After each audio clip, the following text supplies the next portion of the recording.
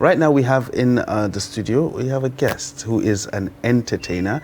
I know there are some comedians that said they don't want to be referred to as comedians, but as entertainers. So we do have an entertainer right here in the studio with us this morning, and we'll be sharing his experiences. We are MC Surface. Welcome to the show. Good morning. Good morning. Okay, so why would you rather be called an entertainer than a comedian? What's the difference? Basically, there's no difference, but most people always see when you say entertainer, their mind is always directed towards a musician, and I want everybody to see it as this is a general something. A dancer is an entertainer, an artist, a comedian, a rapper, we're all entertainer.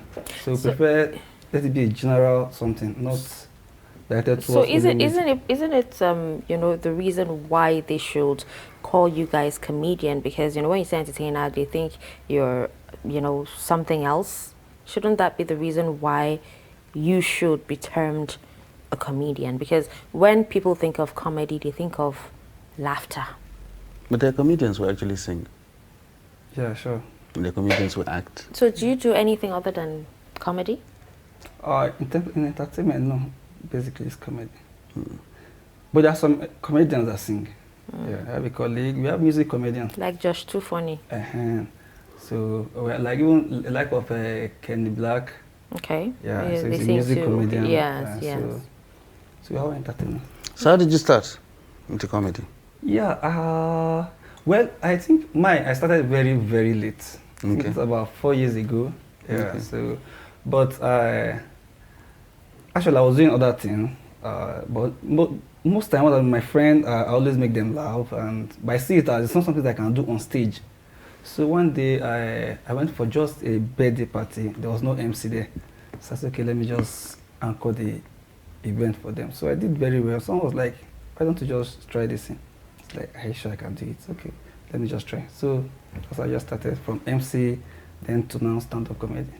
Okay, so because I know a lot of stand-up comedians actually, you know, do skits now because that's like the in thing. You know, thank God for social media. Do you do that as well? Yeah, sure. The skit maker also. Yeah. Okay, and if you're going to compare how, you know, strenuous or you know, how difficult is it as compared to stand-up comedy? Stand-up comedy to me is easier, but you don't get more audience. Reason be that, okay, if I'm coming to entertain people that come for an event, so my audience is limited to that audience. But in skit making, you can actually boost your skit. It will go far. People are sharing it, so it will definitely go far. So, but stand-up comedy is easier. Skit, you have to build your audience also from scratch. It's also involved finance, not just shooting the skits. You cannot just shoot skits and you think it will go far. You still have to boost the skits from scratch, pay influencer to post for you, subsequently you get your audience, so you don't need to do that again. But look, for someone like me looking at it from the outside, you know, when you're a stand-up comic, you're standing right in front of your audience, you get instant feedback. If your jokes bomb, you get to know that they have bombed. Yeah. You know, if you're making a good impression, you know you're making a good impression. But with a skit, you actually don't know. You have that, there's this veil, you know, you just do it and you send it out. You know, people comment, yes, but it's not the same as you getting that, that live instant feedback that you get when you're on stage. So don't you think that makes it a little more difficult? In terms of skit making? Yeah, between skit making and of course the stand-up, because of the instant feedback you get.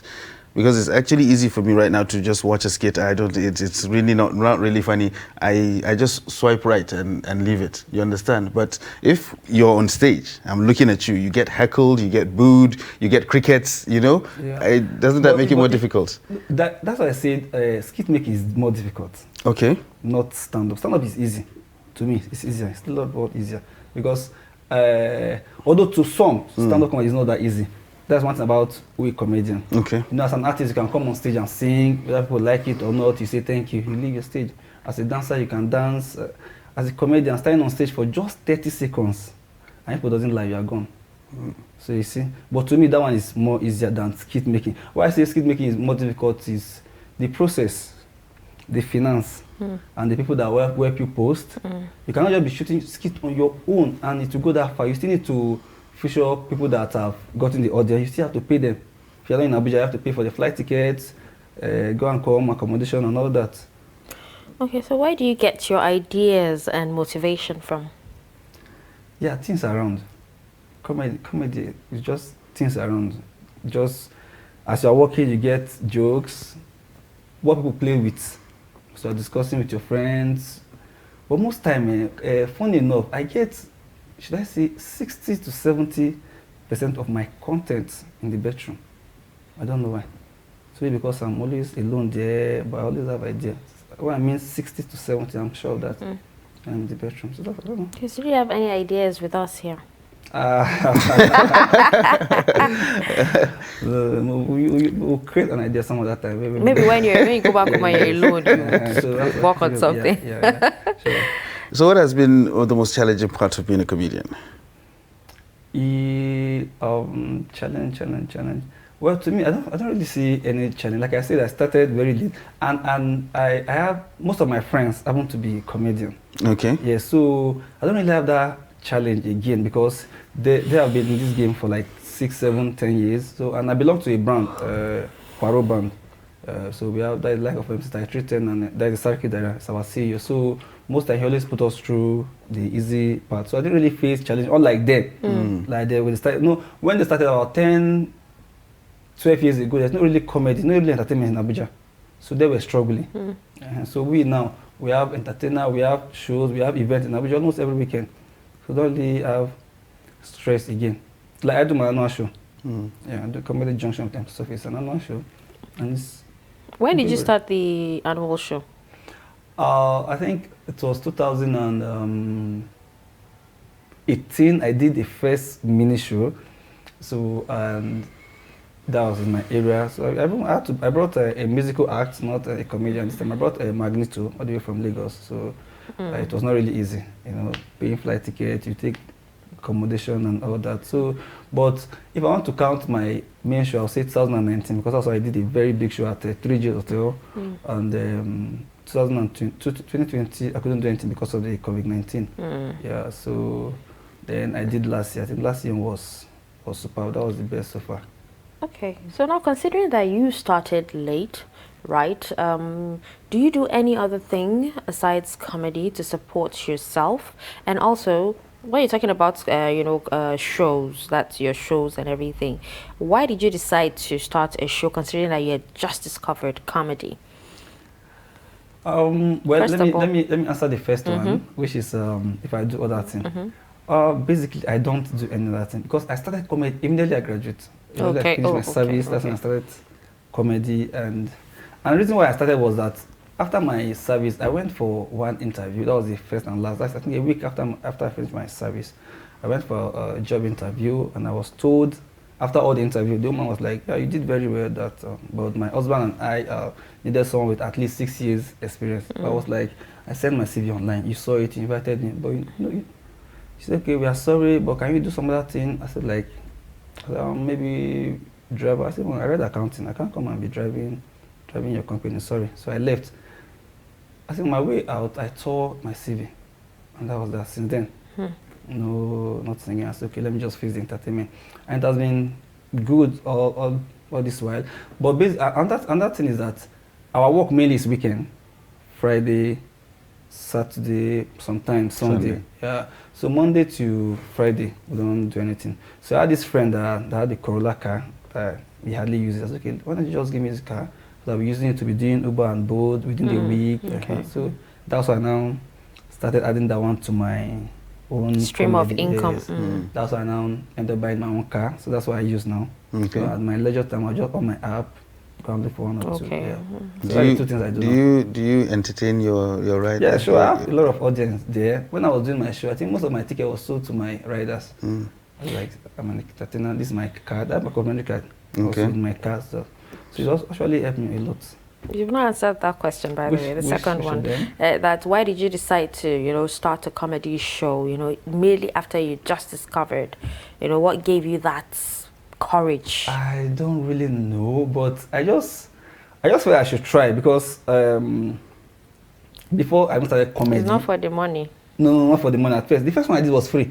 Oh, okay. It was totally free, open air, not even hall. Okay. It was totally free, and I had a lot of audience. I was like, oh, this is good. I can actually, next one, maybe rent a hall. So when I sold the idea to 1 or 2 persons, they said, wow, it's fine, so let's try. So I did the first one at 3G Hotel, and it went very, very well.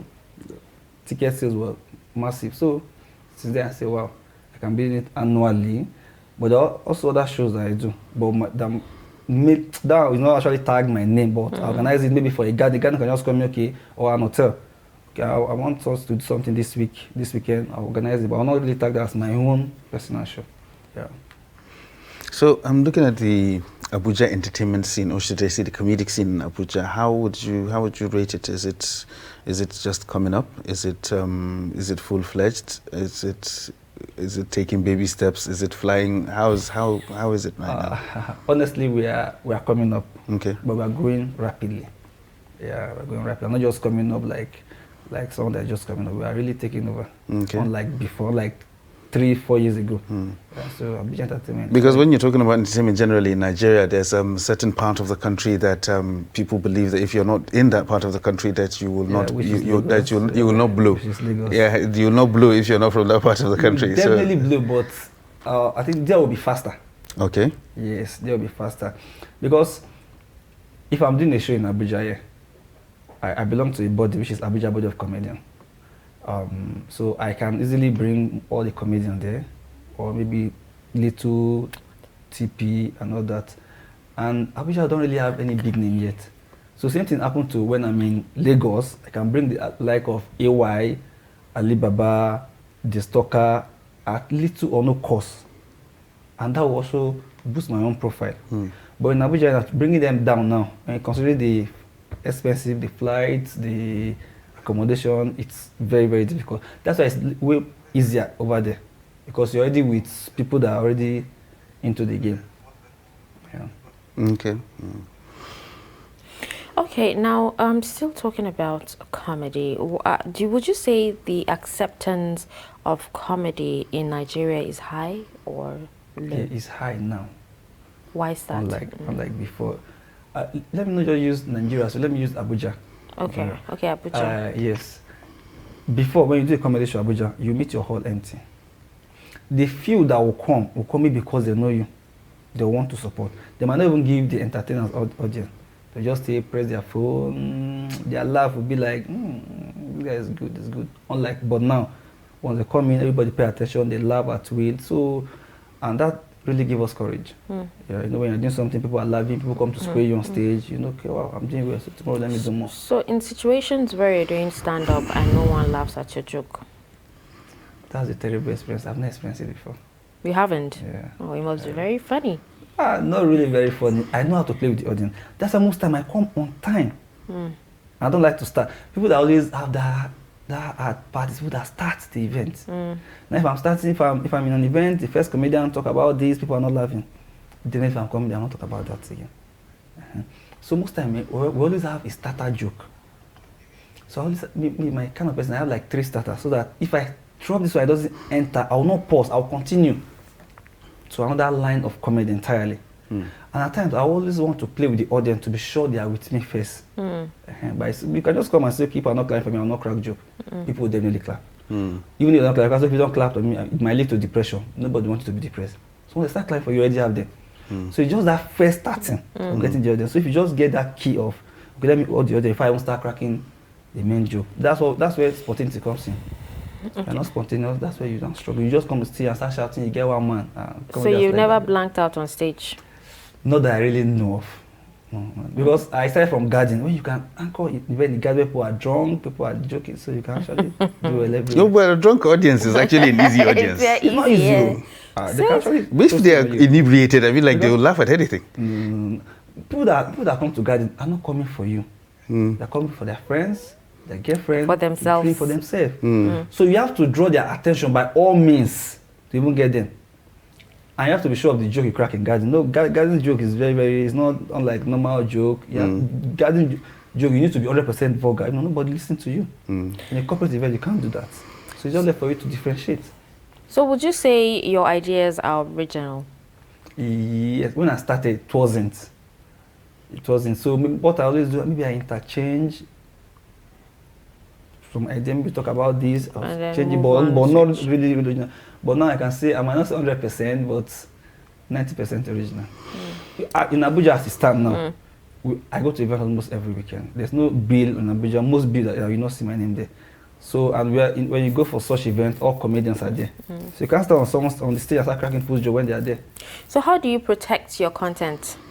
That's where copyright comes in, but I've not done that yet. I know most of us coming up have not really done. So if somebody steals your jokes now, exactly. nothing happens. About it. You can always maybe. Will you laugh or will you say that's my joke? That's the thing. It has happened to me. It has happened to my friend. The guy was like, "This guy's cracking my joke." I said, "Baba, if I am that one, no, the guy don't first you perform." So that's it. The guy was sitting down there, and a lot of comedians do that. I was in Makurdi, 2nd of January for an event.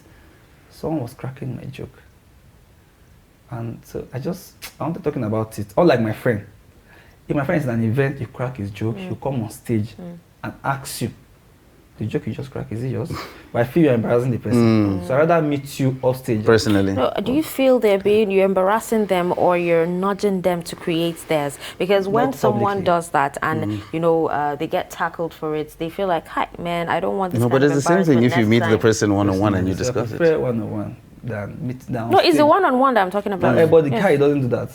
Oh, he doesn't joke with his content. When you come on stage, he'll crack that same joke and ask the audience which one is more fun compared to the one the guy cracked.